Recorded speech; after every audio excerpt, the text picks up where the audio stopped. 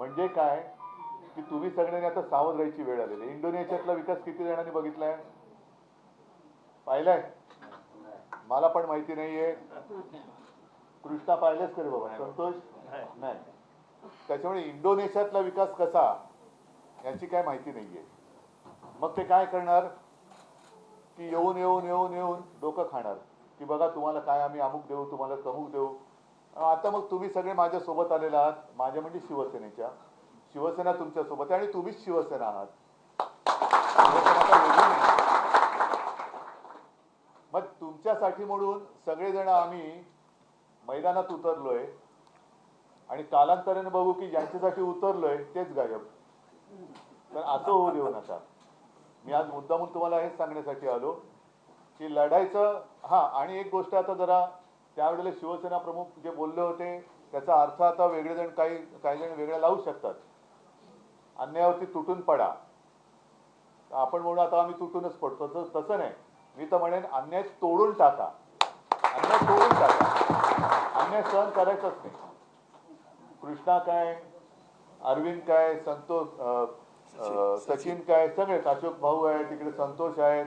आणि मला हा विषय समजून नीट सांगितलं तो आदित्यने. नाही तर मला ते काय तुमचं काय MFDC BPT APT मला काय कळत नाही. पण सरकार एका बाजूला सांगते की आम्ही भाडं भरू. सरकारने भाडं म्हणजे सरकारकडे ज्यांनी भाडं सरकारने घेतलं पण ते ज्याला द्यायचं ते दिलंच नाही. मधल्या मध्ये खाल्ले कोणी पैसे, बरोबर ना. आता हा जो फरक अरविंद तुम्ही जे मगाशी म्हणालात की ठीक आहे करोना काळ हा अत्यंत वाईटच होता. म्हणजे आपल्या म्हणजे मी तर अनपेक्षितपणाने मुख्यमंत्रीपद स्वीकारलं होतं. पण तो जो काय काळ होता तो जागतिक संकटाचा होता. त्याच्यामध्ये आपण जे काय करू शकत होतो ते केलं, पण बऱ्याचशा गोष्टी करू शकलो नाही. एकदा का बोललो की ते केलं पाहिजे.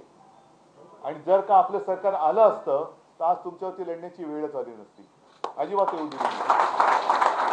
पण शिवसेनेची स्थापनाच मूळ भूमिपुत्रांच्या न्याय हक्कासाठी झालेली आहे. आणि साहजिकच आहे, महाराष्ट्र म्हटल्यानंतर महाराष्ट्राचा भूमिपुत्र हा मराठी आहे.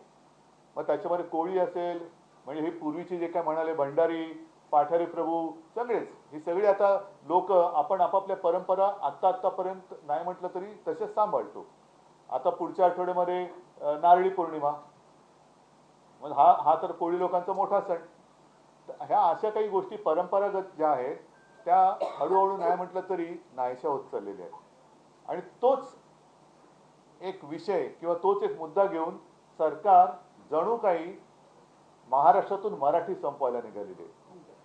मध्ये आपण जो काही विषय हातामध्ये घेतला, आपण अनेकदा सांगितलं की आम्हाला कोणत्याही भाषेचा द्वेष नाहीये, कोणत्याही भाषेचा द्वेष नाही, पण आमच्यावर सक्ती करू नका.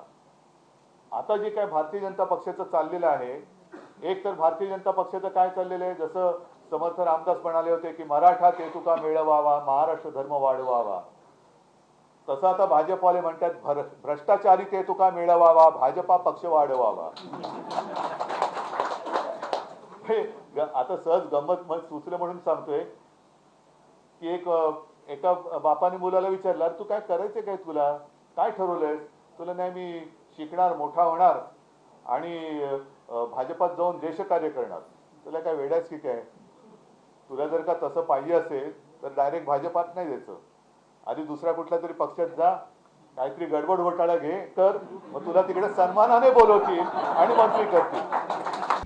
आता isakal.com आहे देशातील नंबर 1 ची मराठी न्यूज वेबसाईट. प्रत्येक अपडेटसाठी isakal.com ला नक्की भेट द्या.